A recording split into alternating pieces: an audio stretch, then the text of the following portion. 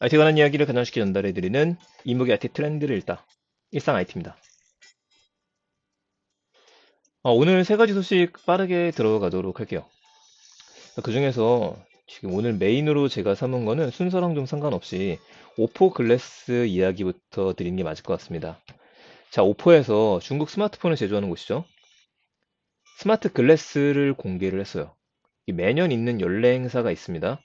이노데이 2021이라는 행사가 있는데 여기에서 현실에 가상을 덧붙이는 증강현실 기능이 가능한 스마트 글래스를 내놨어요.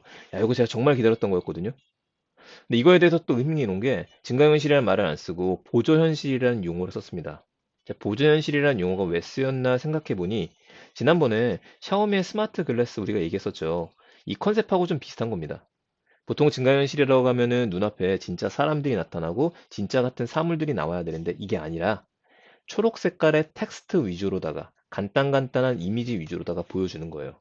뭐 어떤 것들이 가능하냐면 번역이 가능하고 캘린더 가능하고 날씨가 가능하다라고 이야기를 합니다. 그래서 유튜브에 영상이 공개가 되어져 있어갖고 제가 잠깐 가지고 왔거든요. 예, 잠깐 틀면서 같이 봐볼게요. 소리 없이. 글래스 자체가 굉장히 예쁘게 생겼죠. 처음에 봤을 때 굉장히 투박해 보였었는데 왜 이렇게 예쁘지? 라고 보니까 잡아보세요.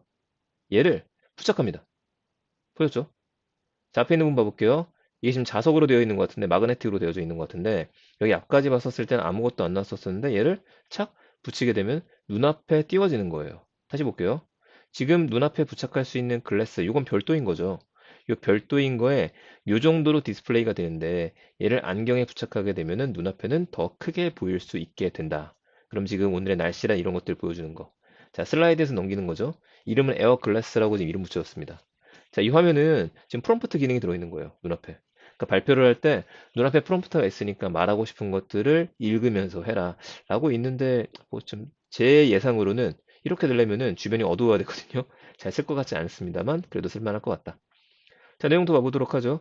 이 글래스를 쓰고 이야기하는데 굉장히 좀 어색하긴 합니다만 초록 색깔 위에다가 이 사람이 얘기하고 있는 걸 지금 통역을 해주고 있는 거예요. 잘 만들었죠, 이 정도면은요.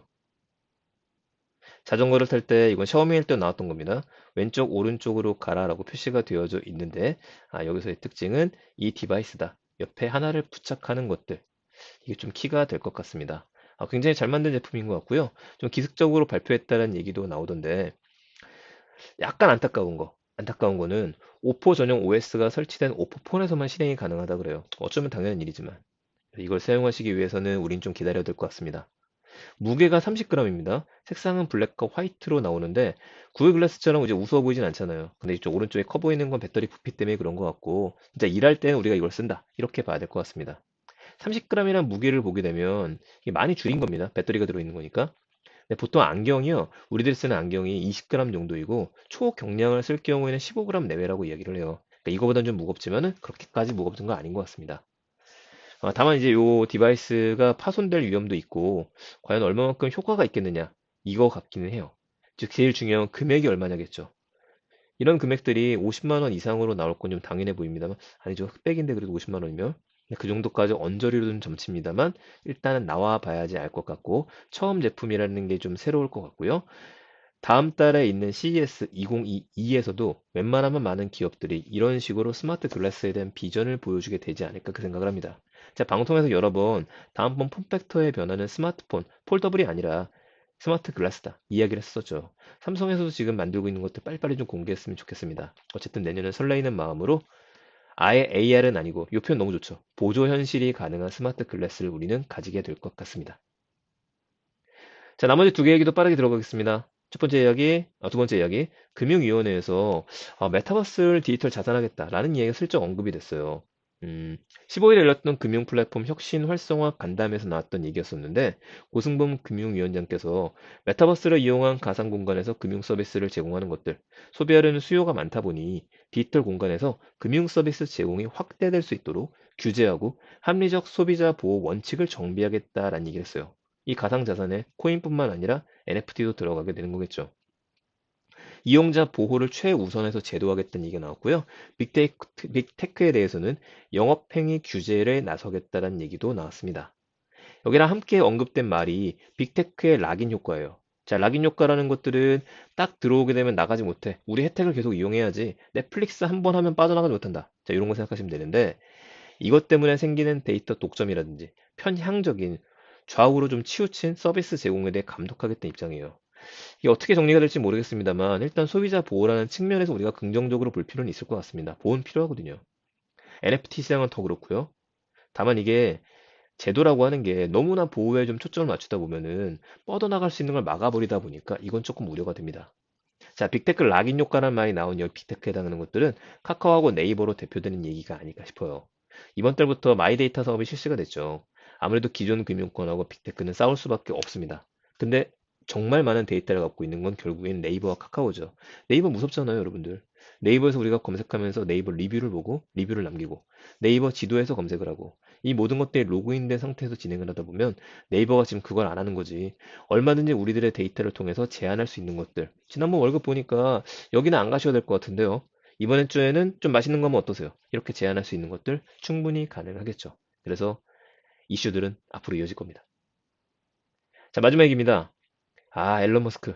또 머스크 형이 트위터에서 한번 더 올렸죠.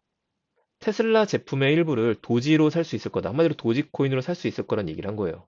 테슬라 사이트에 들어가 보시게 되면은 테슬라 사이트에 주문할 수 있는 게 테슬라 자동차만은 아닙니다. 의류도 팔고 있고요. 각종 액세서리를 팔고 있어요. 예를 들어서 뭐 이제 본네트에 설치할 수 있는 거라든지 아니면 이제 매트라든지 요즘에는 디시콤보라 그래서 어댑터도 팔고 있죠. 네, 이런 것들을 살 수 있다. 도지코인으로. 이 얘기를 한 거예요. 지금부터는 아니에요. 근데 앞으로 할 수 있을지도 몰라. 라는 이야기를 탁 던진 건데 장난 삼아서 했더라도 이런 이야기를 던지고 나니까 도지코인이 시장에서는 40% 가까이 상승을 했었습니다. 그리고 상승폭은 좀 줄었어요. 그래도 20% 이상 거의 뭐 상승 있는 상태가 됐죠. 이 도지코인 자체가 장난 삼아서 만들었던 거거든요. 이것도 돈이 될까? 근데 이게 퇴출당하지 않고 계속 이어지고 있어요. 앨런 머스크 때문인 것 같죠.